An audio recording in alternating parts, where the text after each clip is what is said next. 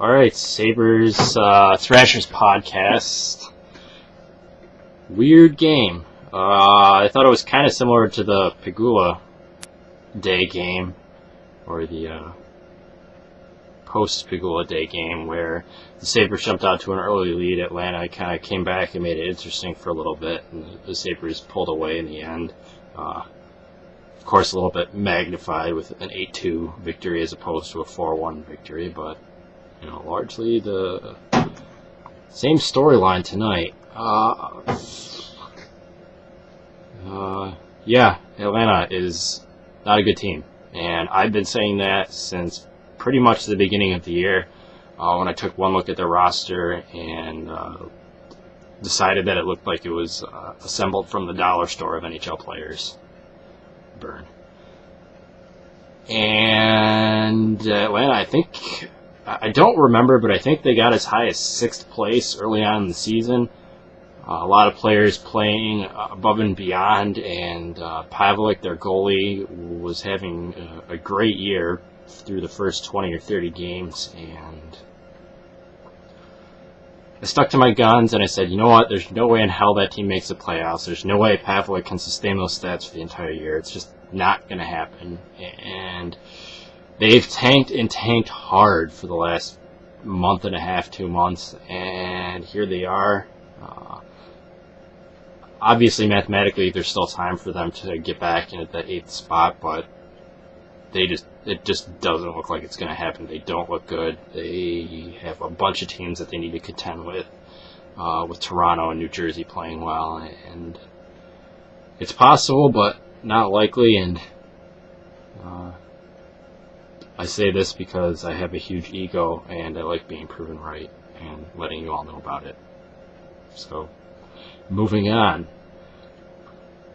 The most interesting thing I saw throughout the course of the game was the face-off totals. The Sabres were way ahead on face-offs. I think 14-4 or 18-4 at one point in the game, and ended up 35-24. And for those of you that watch and read me often, know that I've harped on the Sabres being the 26th best or 5th worst team in the league on face-offs, and Atlanta wasn't much better. They were 23rd heading into the night, and Sabres pretty well cleaned them out on face-offs, and that's with a couple guys taking face-offs that don't normally take face-offs.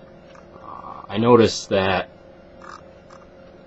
the first power play unit for the Sabres is Ennis, Vanek, and Stafford as forwards, which I think is a good power play unit, but the problem with that is with the face-off, that means that one of those 3 guys has to take a face-off, and none of them are face-off experts by any stretch of the imagination, and it was Stafford and Vanek for most of the night, and they did okay. They had 2 wins, 2 losses, so it's weird. It's not what I want to see, but with our center depth, I guess that's how it needs to go. I'll just go right into my 3 stars, 3 black holes. Jesus, who do you give these to in an 8-2 game? It's pretty lopsided, and probably really could be justified in giving no black holes, but I'll find a way, which means I'll probably give them to Miller and Niedermayer. Just kidding. Because Rob Niedermayer had a multi-goal night, and he is going to get the I'll do it backwards today. Rob Niedermayer is going to get the 3rd star. 2 goals.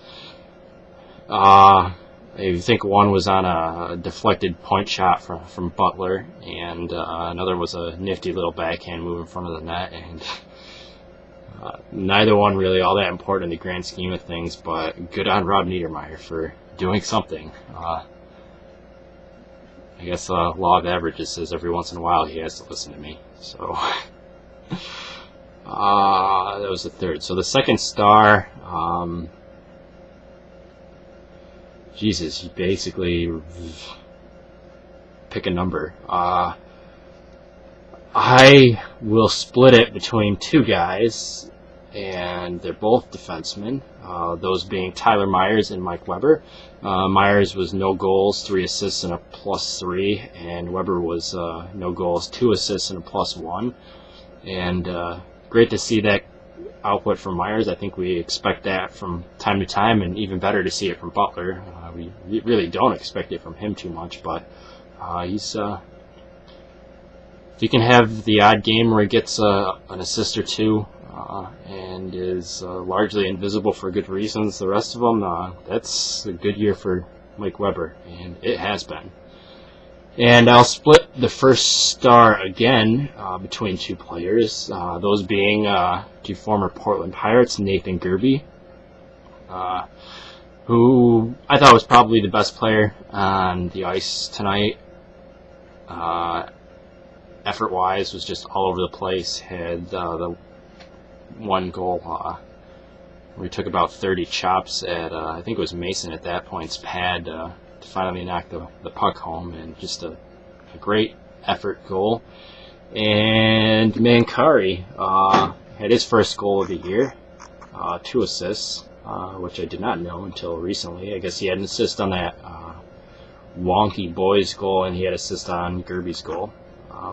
And it was great to see him get so excited after scoring the first goal. I know a couple people on Twitter were kind of bagging on him about that, but hey, maybe that means it's finally clicking for Mancari. Maybe the effort that we've all been hoping for is finally starting to come. And